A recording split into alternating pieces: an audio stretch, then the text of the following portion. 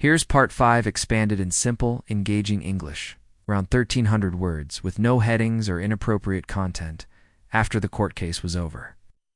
Life slowly started to return to normal for Traoré and his family. But normal now meant something different. He's no longer just a small business owner in a quiet town. People from all over recognized him. Some would stop him on the street to shake his hand, or thank him for having the courage to stand up for himself and for others. For Traoré, these moments were both surprising and comforting. He saw how his story had reached people who felt invisible before, people who knew what it was like to be laughed at or pushed aside just because they were different. Each morning, Traoré opened his shop early and swept the floors as sunlight spilled through the windows. He greeted every customer with his warm, gentle smile, just as he always had. But now, people looked at him with a new respect.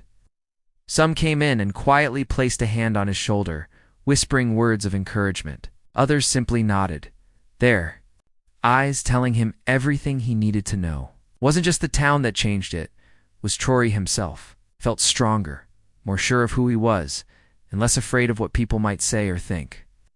His son began to blossom again, becoming more confident at school, proudly told classmates about his father, no longer ashamed or nervous. "My dad taught me that it's brave to be kind, and it's strong to be gentle," he told his teacher one day. The family spent more time together, enjoying quiet dinners, weekend walks, and playful moments in their backyard. Traoré's wife often told him how proud she was of him, not for the money or the fame, but for showing the world that dignity and respect matter. As weeks passed, Traoré became a quiet symbol of hope for many people. He started receiving letters from strangers, some from nearby towns, others from faraway places who had read about his story in newspapers or seen it on the internet. Some letters were from people who had faced their own struggles, like a young woman who had been bullied for her accent, or an elderly man who had always been teased for his name. They wrote about how Traoré's courage inspired them to believe in themselves again. One day, a teacher from a local school asked Traoré if he would come and speak to the students about his journey. At first, he felt shy. He had never spoken in front of a big group before, but when he thought about all the children who might feel small or afraid, he agreed. On the day of his visit, he stood in front of the classroom, his hands trembling slightly. The children listened closely as he told his story, not just about being mocked on TV, but about how it made him feel, and how he found the strength to keep going. He told them, no matter where you come from, no matter how you speak, you deserve respect. If someone tries to make you feel less than others, don't let their words decide who you are. His words made a difference. Afterward, several students came up to thank him, and a few even shared their own stories of being teased or left out. Traoré listened patiently, offering comfort and advice. He realized that helping others made his own pain smaller, and his sense of purpose bigger. With part of the money from the court case, Traoré set up a small community fund to help others who had been bullied or shamed. He worked with local groups to organize workshops on kindness, respect, and standing up. For yourself, invited speakers from different backgrounds to share their experiences.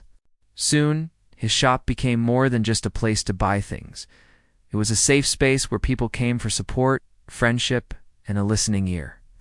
One afternoon, Traoré was surprised to receive a letter from Schiff himself. It was handwritten, and much more personal than the public apology Schiff had given before. In the letter, Schiff admitted he had never really thought about how his jokes could hurt real people. He thanked Traoré for opening his eyes and promised to do better in the future. Traoré read the letter several times. He felt a sense of peace, knowing that even someone who once laughed at him could learn and change. Traoré did not hold any anger in his heart. He had learned that forgiveness was a gift you give to yourself as much as to others. By letting go of bitterness, he could focus on building a better life for his family and community.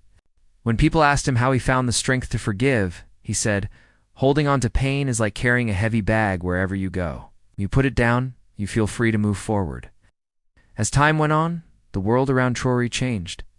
But his values did not. He continued to work hard, treat everyone kindly, and help those in need. Some people expected him to use the money to buy fancy things or take expensive trips, But Traoré stayed true to his simple ways. He bought some new equipment for his shop, repaired the roof of his house, and put aside savings for his son's future. He also quietly gave money to help a neighbor whose shop had been damaged by a storm, never seeking attention or praise. Traoré often thought about the night he first sent his question to the television show. If he could go back, he might still send it, knowing all the pain that followed, because it led to something much bigger. His family was stronger, his community was kinder, and his own heart was braver than he ever believed possible. He learned that even in moments of deep hurt, good things can grow. Many people in town began to look up to Traoré, not as a hero, but as a reminder of what is possible when you don't give up. He was invited to community meetings, asked for his advice, and welcomed at events he once felt nervous to attend. Young people in particular came to him for guidance. He listened to their problems, encouraged them to believe in themselves, and sometimes just offered a quiet moment of understanding. In the evenings, after closing his shop, Traoré liked to sit outside and watch the stars. He thought about all the stories he had heard, all the hands he had shaken, and all the lives that had touched his own. He realized that every small act of kindness, every gentle word, made the world a little brighter. He knew the world would always have people who laugh or mock, but there would also always be those who stand up for respect, dignity, and love. One evening, as the sun set in a sky full of soft colors, Traoré's son sat beside him and asked, "Papa, are you happy now?" Traoré smiled, looking at his son's hopeful face. "Yes, my boy," he said softly. "I'm happy because I know who I am. I am proud of where I come from, and I am proud of how we stood together as a family." They sat in comfortable silence, the troubles of the past slipping away with the daylight. Traoré's story, simple and true, became a quiet legend in his town. People spoke about him with warmth and respect. His journey showed that one person, even when mocked and hurt, could change hearts and bring about good, not only for themselves but for many. He proved that strength is not always loud, and that sometimes the greatest power is in standing firm with kindness and hope. And so, life moved forward for Traoré and his family, peaceful, strong, and full of quiet joys. The laughter that once hurt now faded into the distance, replaced by a chorus of support, gratitude, and friendship. Traoré never asked to be famous, but by choosing dignity over bitterness, he became a symbol of the courage found in ordinary people everywhere. If you need more parts or another story, just let me know. Absolutely. Here's part 4, expanded in simple English, around 1,300 words, without headings and with an engaging flow. The courtroom was quiet as everyone waited for the jury to return.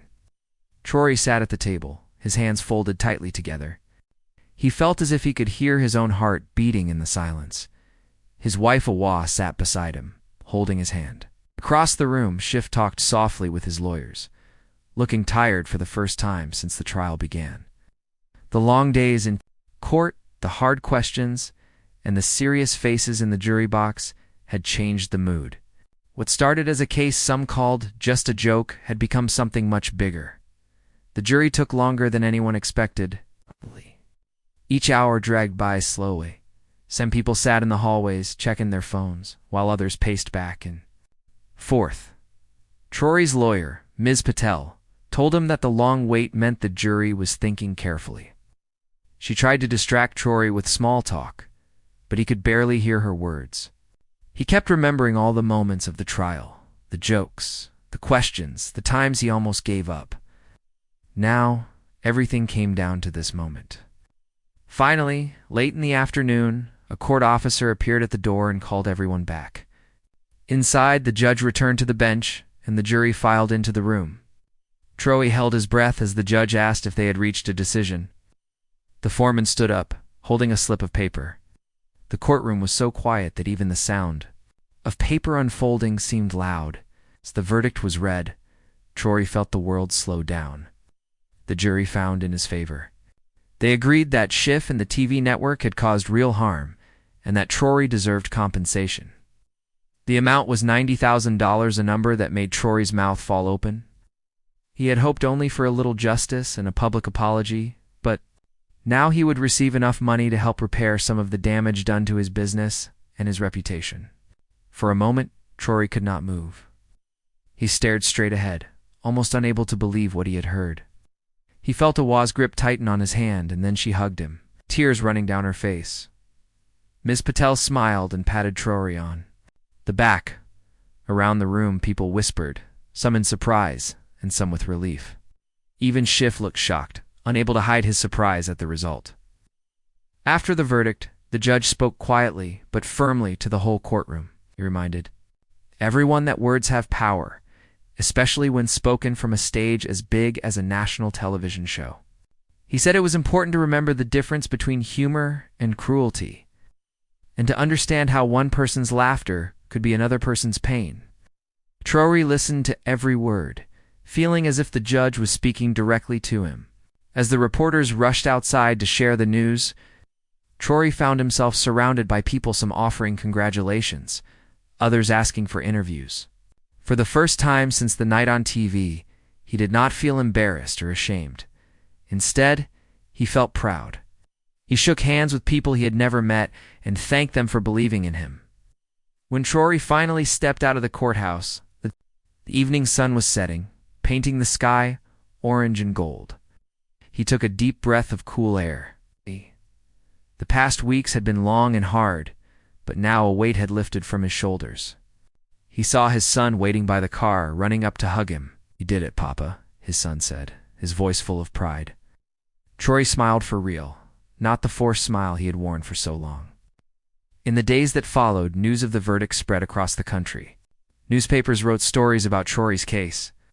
Some TV shows discussed the importance of respect in the media. Online, many people shared messages of support, saying they too had been made fun of for their accent or background. Others argued that comedy should have no limits.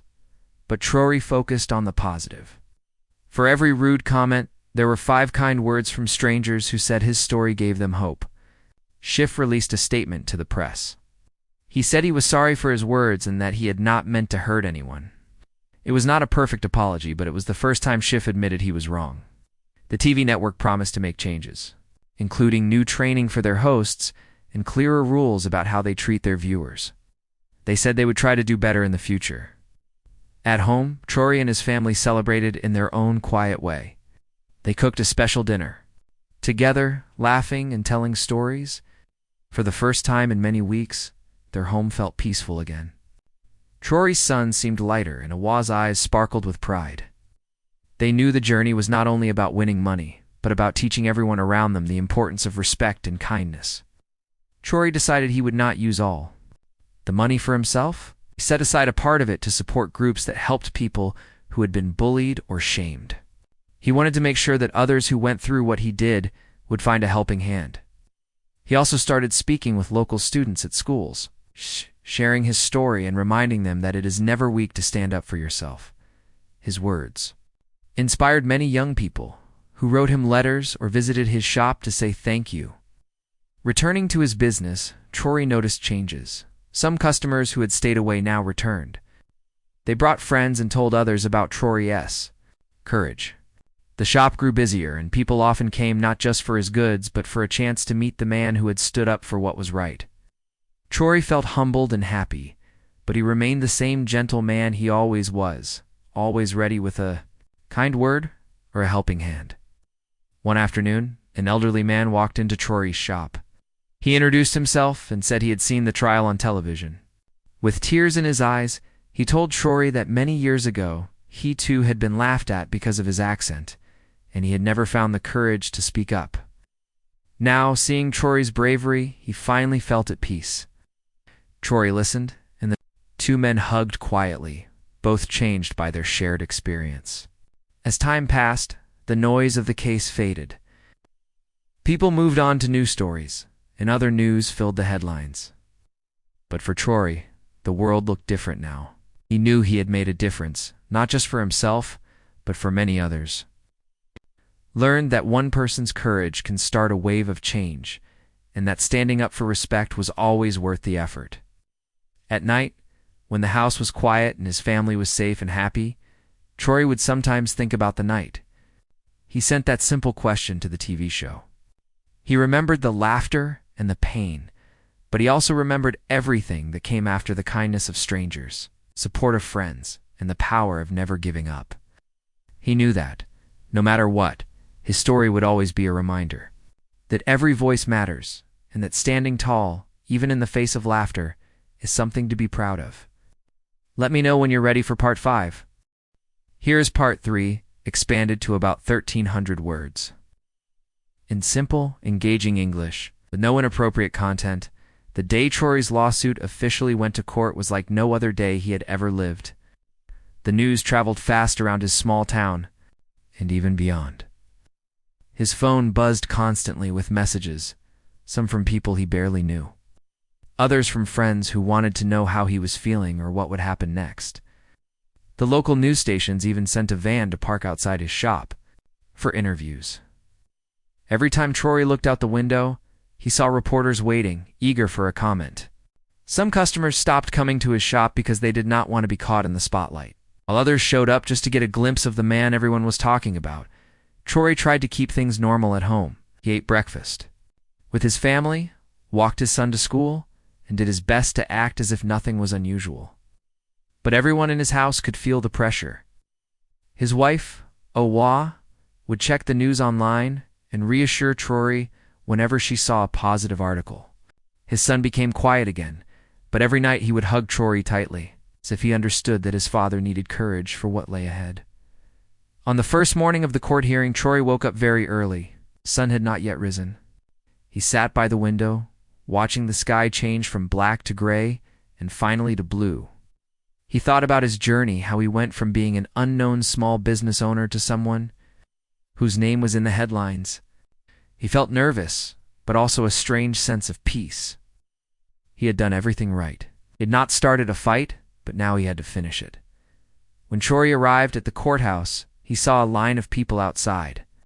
Some held signs supporting him, saying respect everyone or stand up for what's right.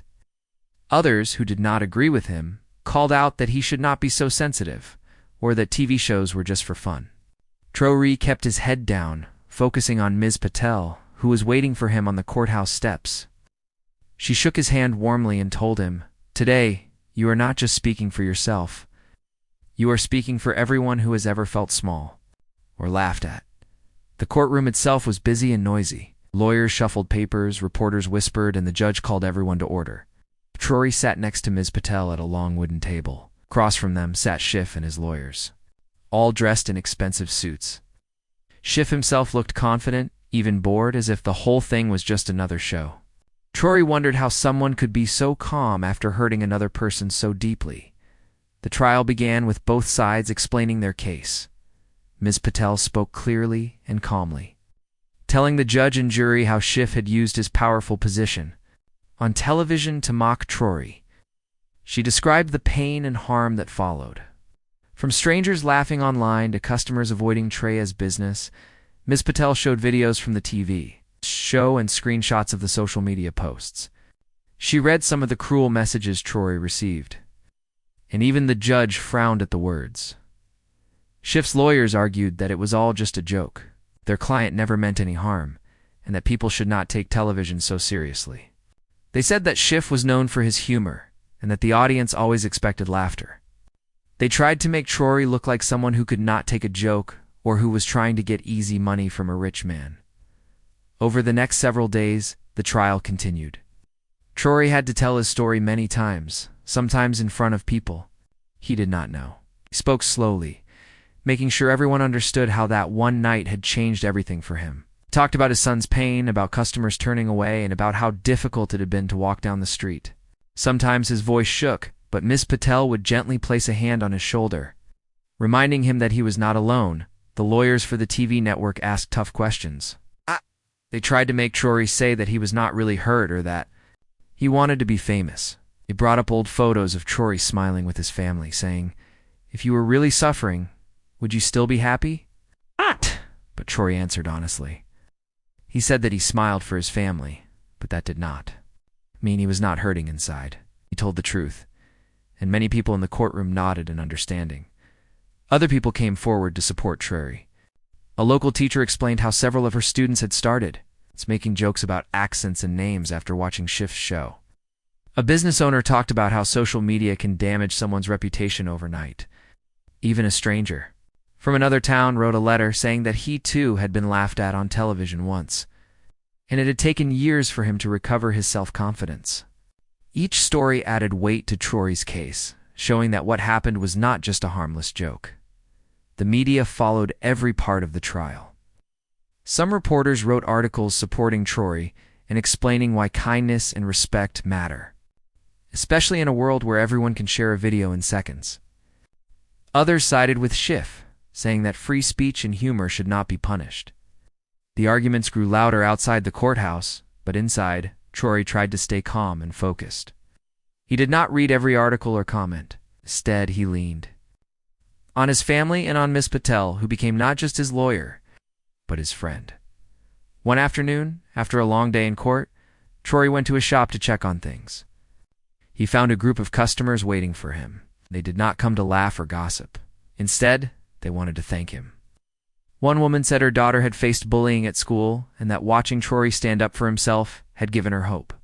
Another customer said that Traoré's courage made her believe people could still change the world, one small act at a time. Traoré was touched.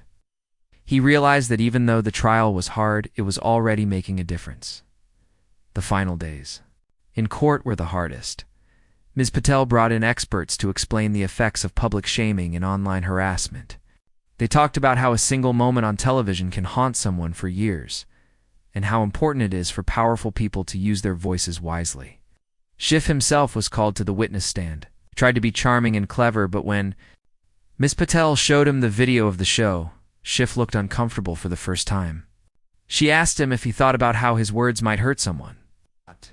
Schiff hesitated and then gave a half-hearted apology. But it was clear to everyone in the room that he had never really thought about it before. When the closing arguments finished, the judge told the jury to consider all the evidence carefully. Traoré sat in silence, his heart pounding. He thought about his journey, about the pain and the support, about his family and his shop. He knew that whatever happened next, he had done the right thing. He had not let fear win. He had spoken his truth. Days later, as Traoré waited for the verdict, he found himself feeling something new: hope. He knew that not everyone would agree with him, and that some people would still make jokes. But he had learned that his voice mattered, and that even one person can make a difference if they stand up for what is right. Let me know when you're ready for part 4. Absolutely. Here's part 2, expanded to about 1,300 words and simple. Engaging English without headings or inappropriate content, the days after the TV show incident felt long and heavy for Traoré. At first, he tried to carry on with life as usual, focusing on his small business and looking after his family. But everywhere he went, it seemed as if people recognized him for the wrong reasons. Some customers avoided eye contact. Others whispered when they saw him, and a few even tried to act like nothing happened, but the tension in the air was clear. Each time Traoré heard his own name, he wondered if it was followed by laughter behind his back. His son, who was usually cheerful and outgoing, became quiet at school. One afternoon, he came home and told Traoré that some classmates had shown him a video of the TV show on their phones. They mimicked Schiff's voice and tried to copy the way he made fun of Traoré. His son asked why grown-ups on TV could say such things and make everyone laugh. Traoré felt a deep ache in his chest. He tried to reassure his boy that some people simply did not understand how hurtful words could be. But the pain in his son's eyes was not easy to fix. That evening, Traoré's wife Awa gently suggested that maybe it was time to do something. She could see how the teasing and jokes had affected not just Traoré, but their entire family. She reminded him of all the times he had stood up for others in their town, how he had spoken up for a neighbor whose shop was treated unfairly, or how he had helped a friend deal with a difficult landlord. "Why not stand up for yourself this time?" she said softly. Traoré thought about her words. He was tired of feeling powerless. The world was changing around him, and he didn't want to be a victim. He remembered what the lawyer, Miss Patel, had said about the power of standing up for what is right. That night, Traoré made a quiet promise to himself. He would no longer let the pain and embarrassment control his life. The next day, He called Ms. Patel and told her he was ready to take the next step. She invited him to her office again. Sat together at a small table, surrounded by piles of legal books and papers. Ms. Patel explained the process clearly. If they wanted to move forward, they would need to collect evidence videos of the show, copies of the social media posts, and messages Traoré had received. Ms. Patel explained that the law protected people from being unfairly humiliated in public, especially when the harm was done on such a large scale. Traoré handed over his phone and email, letting Ms. Patel and her team carefully gather everything. Each time they found a new video or a cruel message, Traoré's stomach twisted, but he pushed through. He reminded himself that these things would help his case. Ms. Patel was patient and reassuring, explaining every step so Traoré never felt lost. She asked him to write down how the incident had changed his life, how he felt at work, at home, and in his community. At first, this was difficult, but it also helped Traoré understand how deeply he had been affected. While Ms. Patel worked on the legal side, Traoré started to notice small signs of support from unexpected places. One morning, a woman he barely knew came into his shop and quietly said, "I saw what happened on TV. I'm sorry, you didn't deserve that." Her words were simple, but they meant a lot. Another customer left a handwritten note that read, "Stay strong, you have many friends." These acts of kindness gave Traoré more courage. As the days went on, Ms. Patel filed the official lawsuit against Schiff and the TV network. The news spread quickly. Local papers picked up the story, and soon national news outlets wanted to talk to Traoré. At first, he felt nervous and uncertain. He worried people would think he was just looking for attention or money. But Ms. Patel reminded him that the case was about respect and fairness. She helped him prepare for interviews and explained how to stay calm and confident in talking to reporters. When the lawsuit became public, reactions were mixed. Some people criticized Traoré, saying he was being too sensitive or trying to make trouble. But others understood his pain and cheered him on. Community leaders called to offer support. Advocacy groups who worked against bullying and discrimination reached out and shared stories of people who had gone through similar things. Traoré realized that his fight was not just about him, it was about standing up for anyone who had been laughed at or belittled because of how they spoke, where they came from, or what they looked like. Not long after, Traoré received an official response from Schiff's lawyers and the TV network. They tried to argue that the show was meant for entertainment and that no harm was intended. They said the jokes were not personal, but Ms. Patel was ready for these arguments. She showed evidence that Schiff had used Traoré's real name and that the jokes had been shared widely online, causing real pain and embarrassment. She argued that public figures had a responsibility to treat viewers with respect, not turn them into the butt of a joke. Meanwhile, Traoré tried to keep his daily life as normal as possible. He woke up early, opened his shop, and greeted customers with a smile, but things were not always easy. Some people still whispered or laughed when he walked by. A few old friends stayed away, afraid of getting involved in the public fight. But Traoré kept going, drawing strength from his family and from the support of those who believed in him. One evening, a group of local business owners invited Traoré to a community meeting. They wanted to talk about the challenges that small businesses faced, and many said they admired Traoré's courage. He stood up and spoke for a few minutes, sharing his story and encouraging others to stand up for themselves if they ever felt disrespected. His hands shook a little as he spoke, but he felt proud. The room filled with applause, and for the first time since the TV show, Traoré felt like himself again. At home, his wife and son hugged him tightly. His son said he was proud of his dad for fighting back. Traoré knew that no matter what happened with the lawsuit, he had already taught his family an important lesson: ever let someone else's laughter steal your voice. The weeks passed quickly as the legal case moved forward. Traoré and Ms. Patel gathered statements from witnesses and experts who talked about the real harm of public shaming and online bullying. Some experts explained how one thoughtless joke on TV could follow someone for years, damaging their business, friendships, and even their mental health. Through it all, Traoré stayed focused on his goal: not revenge, but justice. He wanted an apology. He wanted to show that ordinary people had rights and that nobody, no matter how famous, should be allowed to humiliate others without consequences. Late one night, as Traoré sat alone in his shop, he thought about everything that had happened. Since that evening, in front of the TV, he had been hurt, embarrassed, and even scared. But he had also found courage, friendship, and hope in places he never expected. The journey was not over, but Traoré was no longer afraid of what tomorrow might bring. Let me know when you want part 3. Of course, here is part 1 expanded into about 1,300 words. In simple, clear English, with an engaging style and no headings or inappropriate content, Traoré never imagined that one simple question could turn his life upside down. He was a gentle, hard-working man who had built a small business from scratch in his quiet town. His friends respected him for his kindness, his steady patience, and his honesty. For Traoré, life was about family, work, and doing the right thing.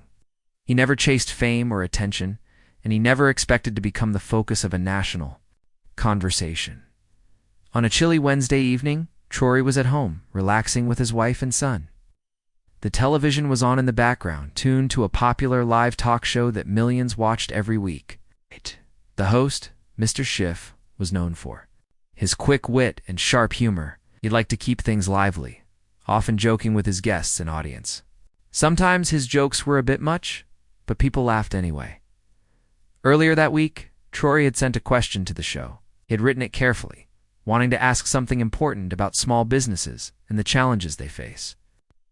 English was good, but he still had a bit of an accent, something that always made him a little self-conscious. He wrote his question as clearly as possible, hoping it might help others like him. He thought maybe, just maybe, Mr. Schiff would read it and give a serious answer that night. As the family finished dinner, the show's segment about viewers' questions came on. The studio lights shone bright, and Mr. Schiff smiled into the camera. He shuffled through the stack of cards in his hand, searching for a question to read. Suddenly, he pulled out Traoré's card and read his name out loud. Out. Traoré's wife looked at him with surprise and a little pride. Their son grinned, excited to hear his dad's name on TV. But as Mr. Schiff started reading Traoré's question, something changed. Instead of reading it as it was, Schiff exaggerated the accent, twisting the words, and then made a face as if he didn't understand. He repeated the question in a silly voice, waving his hands, and the live studio audience burst out laughing.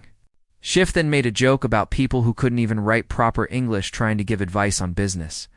The laughter got louder, and Schiff shrugged, tossing the card aside as if it was worthless. Traoré froze. At first, he didn't even believe what he was seeing. His heart pounded in his chest. He looked at his wife and saw her shocked face.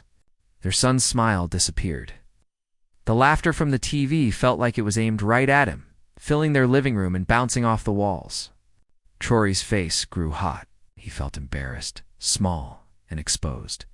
He turned off the television and sat in silence. His wife tried to comfort him, saying maybe it was just a bad joke, that maybe nobody would notice. But Traoré knew it was in tea. Just a small moment. He could already feel a change in the room, in himself. He had trusted that sharing his question would be a good thing, something helpful, and instead, it felt like the world was laughing at him. The next morning, Traoré tried to go about his day as usual. At work, he greeted his employees and customers with a smile, but inside he was distracted. He wondered if anyone had seen the show. As the hours went by, he noticed some people at the local cafe glancing his way, whispering behind their hands. Someone made a light joke about being on TV, and though they smiled, Traoré could tell it wasn't friendly. Later, when he checked his phone, he saw messages from friends and distant relatives. Some were supportive, telling him to ignore it. Others sent links to videos, memes, and social media posts that were already spreading. Clips of Mr. Schiff reading his question and mocking his accent were being shared everywhere with strangers. Joining in the laughter, people had added silly captions and comments, making fun of his name and the way he spoke. Traoré's phone buzzed all day with notifications. The feeling of shame and anger grew stronger. He wanted to hide, to make the whole thing go away. His wife told him not to read the comments, but curiosity and pain pulled him back. Some messages were cruel, calling him names, telling him to go back home, and other hurtful things. Others tried to be helpful, telling him to stand up for himself. But even the kindness felt heavy, like everyone had seen him at his worst. That evening, Traoré sat alone in his shop long after closing time. He stared at the walls, thinking about how quickly life had changed. He wondered if people would ever forget, if his customers would stop coming, if his business would survive. He felt powerless, wishing he had never sent that question at all. But as the days passed, Traoré began to see the event from a new angle. He was hurt, but he also started to feel a sense of injustice. Why should someone with a big TV show and a powerful voice be allowed to mock ordinary people? Why should his accent or his background be a joke to others? Traoré remembered stories of people who stood up for themselves after being bullied or shamed in public. He realized that he was not alone. There were many others who had faced the same pain. He talked to his wife and close friends about what happened. They listened patiently, encouraging him to take his time. One friend suggested that maybe he should talk to a lawyer, just to see if anything could be done. At first, Traoré hesitated. He didn't want more trouble, and he didn't like the idea of fighting in public. But the more he thought about it, the more he realized that silence would only let the hurt continue. He didn't want his son to think that it was okay for people to be laughed at because of where they came from or how they spoke. The following weekend, Traoré quietly reached out to a lawyer who had helped a friend in the past. They met in a small, quiet office. The lawyer, Ms. Patel, listened carefully as Traoré told his story. She asked questions, taking notes, and then explained that sometimes, when someone uses their public platform to humiliate another person, there are legal ways to make things right. Ms. Patel asked Traoré if he had copies of the video, the social media posts, and any messages he had received. She explained that these could help show the harm that was done. She was gentle and reassuring, telling Traoré that he didn't have to make a decision right away. But she also made it clear that what happened to him was not okay. That night, Traoré sat with his wife on the porch. The air was cool and the sky was full of stars. They talked about what it would mean to stand up for himself, not just for his own sake, but for others who might face the same thing. Traoré knew the road ahead would not be easy, but for the first time since that terrible night, he felt a small spark of hope. Maybe something good could come out of this pain. Maybe, just maybe, his story would not end with laughter, but with something better. Let me know when you're ready for part 2.